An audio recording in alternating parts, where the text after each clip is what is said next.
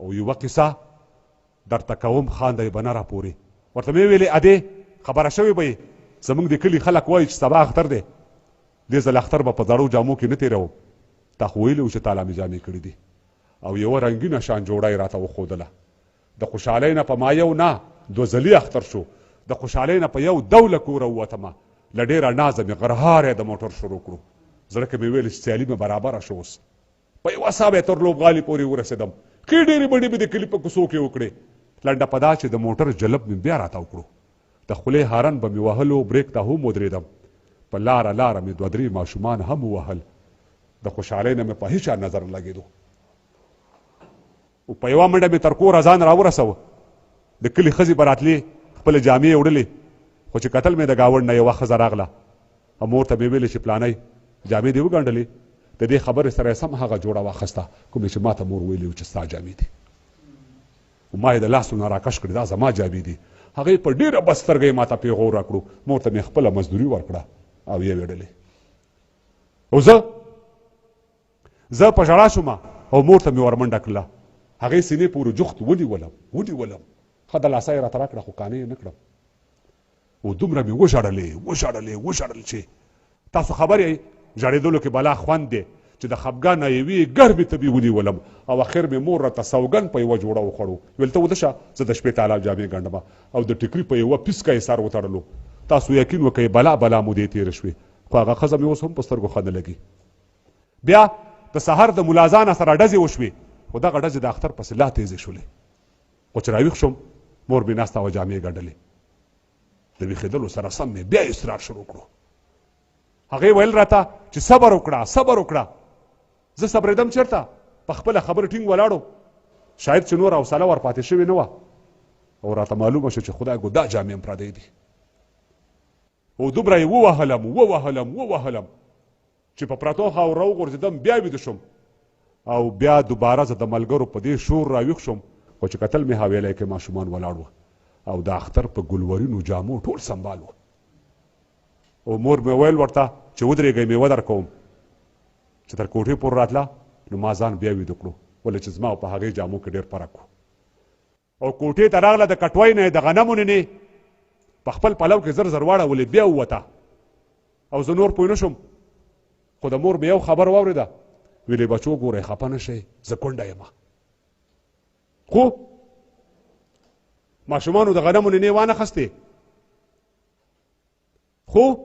ماشومانو د غنمو نینې وانه خستې مور مې په ډک پلو په ستو قدمونو راغله هغه نینې په یو چت جام کې ور واړولې په سوچ کې کېناسته تندي ته یو لاس ورکړو بیا یې د سترګو نه د غټې اوښکې راغلې بیا پسې نورې راغلې بیا زه په خړ مخ له پرتو خاورو راپاڅېدم ورته مې ویلې مورجانې زه جامې نه غواړم خو په دې مې پوه کړه چې د هر اختر کې ولې ژاړې ویل متي الله ته لا په دې مجبورۍ نه پوهېږې هذا القياس یو سپین شعر بل و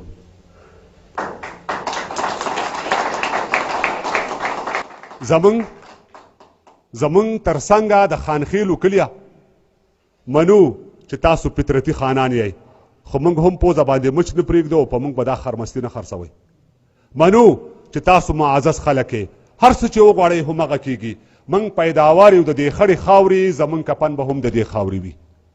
ستاسو بچي د محلونو بچي بس هره شپه د چراغان شپه وي زموږ بچي لا سپلی نه پیژني د شپې د سر لاندې سنګل ماته کي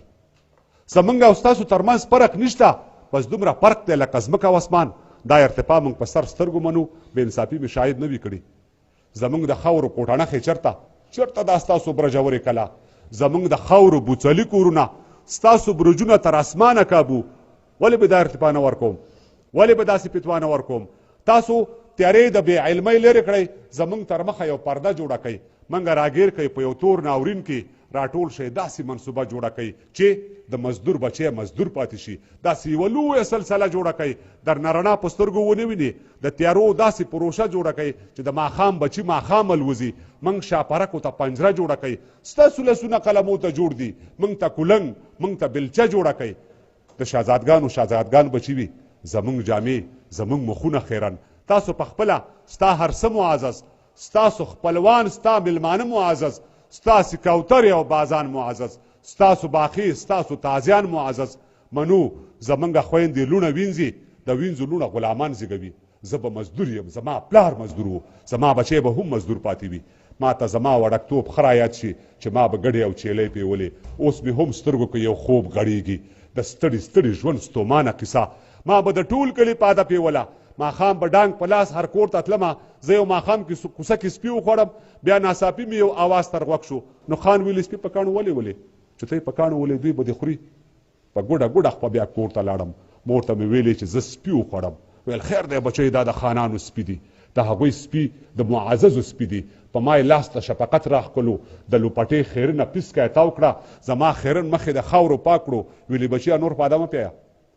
او د دواړو سترګو نه یې اوښکې راغلې جوړې زما په حال غمجنه شوله همداسې تلې تر ګریوانه پورې نو ما یې د شونډو سپین پاړونه کتل پکې د وینو غوټۍ جوړې شولې بیا دواړه لاسه ګریوانه ته واچول ما نه له هغه خیرې هیرې نه دي او ما نه له هغه خیرې هیرې نه دي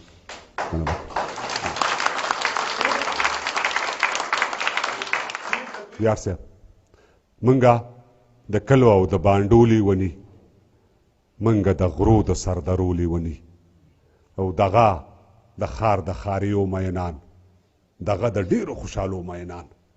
دوی ته په پښو کې مینان ارغړي دوی په سرو شونډو هر وخت پیښې دي دوی ته مباح دي د شرابو اوبه دوی ته هر څه په نیم بیا رسیږي او چې لمر زموږ د خپو تلي وسیږي په منډه منډه سرپناه ته لاړ شو د پیچکي د دالان سویرې لاندې چې موږ ودرېدو سو کفر وشو معززینو ته ګناه ماپ ده ولې چې دوی فطرتي مهر لري د پیر اغا د خان ملک زامنو پرون لمونځ نن روژه وخوړه موږ چې د زل پتار ته ګوتې یوړې بس پابندي پر باپو لګېده خلکو ته یې کاڼې په لاسو کې ورکړل ویل چې سنګسار یې کوي زنا یې کړې بیا د هغې سنګسار ډیري په کاڼو وختل هلته یې تقریر شروع کړو موږ ته یې ابجدو کې کنځلې وکړې موږ ویلې وا وا وا وا ډېر ښه ډېر ښه چې زلزلو مو وینې وشاربلې بیا موږ راشنه شو پر اګزاره ځمکه د ښکلا دښته کې غاټول شو بیا پسرلی دوی ته خبر یوړو بیا راغله دوی موږ سرکپ کړو زمونږ په وینو یې منګولې سرې شوې زمونږ له وینو یې بنګاوې جوړې کړې په سر یې واړول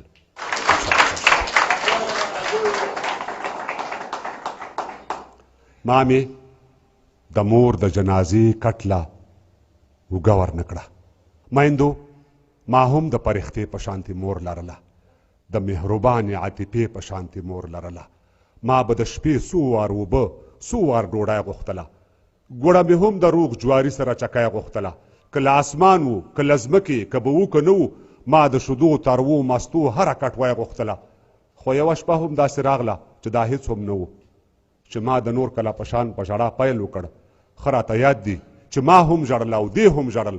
او زه خو د خپلې لوږې اور په سر اخستی ومه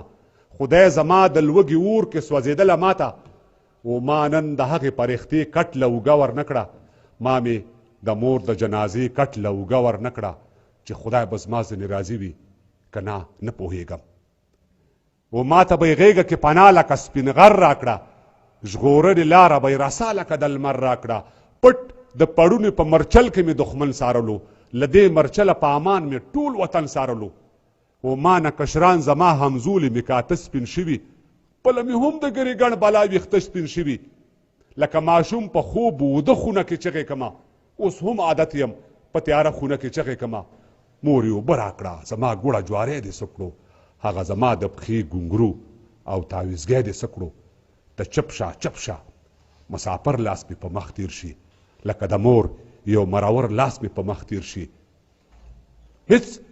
بهانو د بهانې کټله اوږه ورنه کړه ما مې د مور د جنازې کټله اوږه ورنه کړه چې خدای به زما ځینې راضي وي که نه پوهېږم اوس هغه نه یم ستا ازار په ملا وهلی یمه نیم یمه هسې لکه مار په ملا وهلی یمه د هجران وږو سپو ته خپلې غوښې اچوم اوس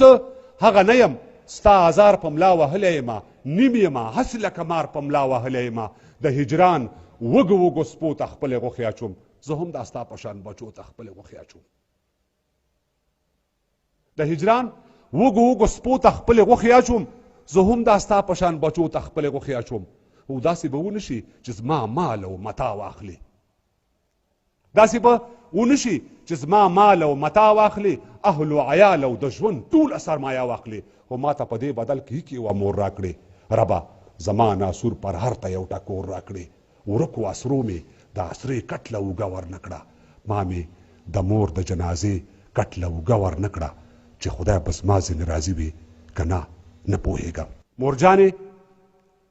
مورجانې اوس مې ستا د پښو څپ څپ تر شا نه راځي،